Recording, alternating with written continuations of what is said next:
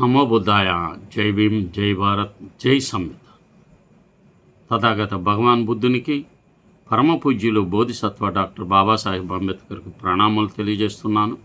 ఈ బహుజన యుద్ధబేరు యూట్యూబ్ ఛానల్ను సబ్స్క్రైబ్ చేయండి, షేర్ చేయండి, అందరికీ తెలియచేయండి. తద్వారా ఈ సమాచారం అందరికీ రీచ్ అవుతుంది. నా యొక్క యూట్యూబ్ వీడియోల్లో డిస్క్రిప్షన్లో నేను చెప్పిన పూర్తి పాఠం ఉంటుంది ప్రతి అంశం మీద. దానిని తరచుగా మీరు చదువుకోవచ్చు. అది ఈజీగా కూడా ఉంటుంది. కనుక నేను చెప్పే ప్రతి విషయం డిస్క్రిప్షన్లో ఇచ్చాను. దయచేసి వాటిని పరిశీలించమని విజ్ఞప్తి చేస్తున్నాను. మండు టెండలో పాకుతున్న యువత, రిజర్వేషన్ హక్కుల కోసం ఈ అవమానం ఎందుకు? లక్నోలో 69,000 ఉపాధ్యాయ నియామకాల ఉద్యమం దేశ ప్రజాస్వామ్యానికి వేసిన ప్రశ్న.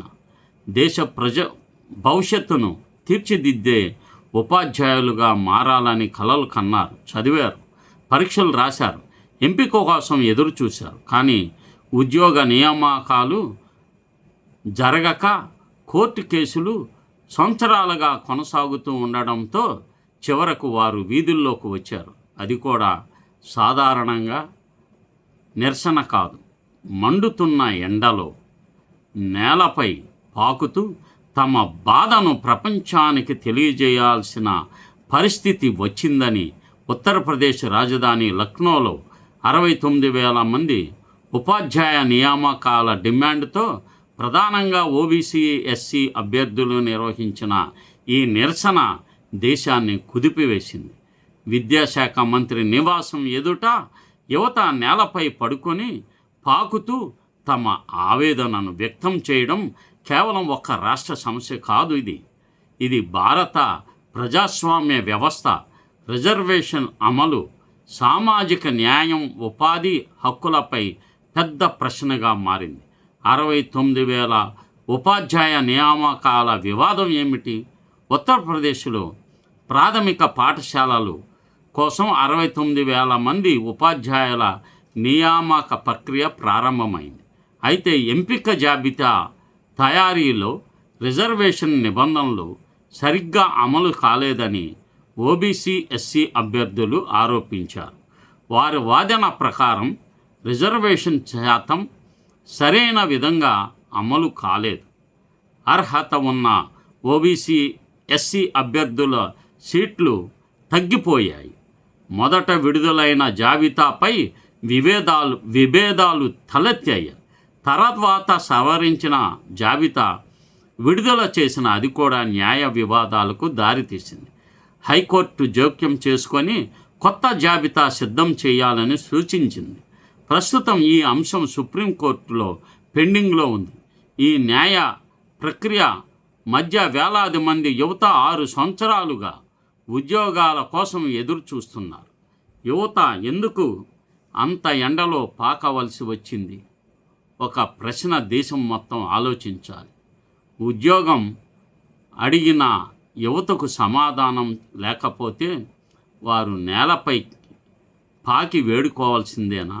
ఇది కేవలం ఉద్యోగం కోసం పోరాటం కాదు, ఇది గౌరవం కోసం పోరాటం, రిజర్వేషన్ హక్కుల అమలు కోసం పోరాటం. రాజ్యాంగం ఇచ్చిన అవకాశాలు నిజంగా అమలు అవుతున్నాయా అనే ప్రశ్న. డాక్టర్ బాబాసాహెబ్ అంబేద్కర్ రాజ్యాంగంలో రిజర్వేషన్లు ఏర్పాటు చేసిన ప్రధాన ఉద్దేశం శతాబ్దాలుగా వెనుకబడిన వర్గాలకు సమాన అవకాశాలు కల్పించడం.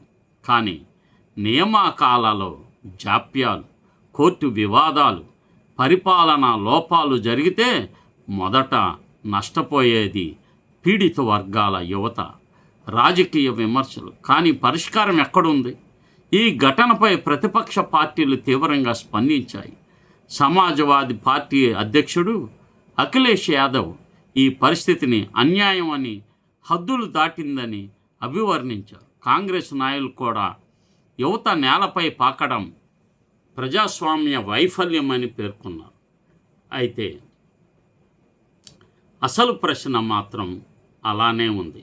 ఎస్సీ, ఎస్టీ, ఓబీసీ యువత ఉద్యోగాల కోసం సంవత్సరాల తరబడి ఎందుకు ఎదురు చూడాలి? 6 సంవత్సరాలైంది. ప్రతి ప్రభుత్వం ఎన్నికల సమయంలో ఉద్యోగ హామీ ఇస్తుంది, కానీ నియామకాల ప్రక్రియలు కోర్టుల్లో చిక్కుకోవడం, పరిపాలన తప్పిదాలు జరగడం, రిజర్వేషన్ అమలుపై వివాదాలు రావడం, చివరకు ఫలితంగా యువతే నష్టపోతున్నారు. ఇది కేవలం యూపీ సమస్య కాదు. లక్నోలో జరిగిన ఈ సంఘటన దేశవ్యాప్తంగా అణగారిన వర్గాల యువతకు ఒక హెచ్చరికగా మారింది. భారతదేశంలో లక్షలాది మంది యువకులు ఉపాధ్యాయ నియామకాల, ప్రభుత్వ ఉద్యోగాల రిజర్వేషన్ అమలు, ఖాళీల భర్తీ, పెండింగ్ నోటిఫికేషన్లు, కోర్టు కేసుల మధ్య చిక్కుకొని సంవత్సరాల తరబడి నిరీక్షిస్తున్నారు. ఈ పరిస్థితి ఇలాగే కొనసాగితే నిరుద్యోగం కేవలం ఆర్థిక సమస్య కాకుండా సామాజిక అసంతృప్తికి దారితీసే ప్రమాదం ఉంది.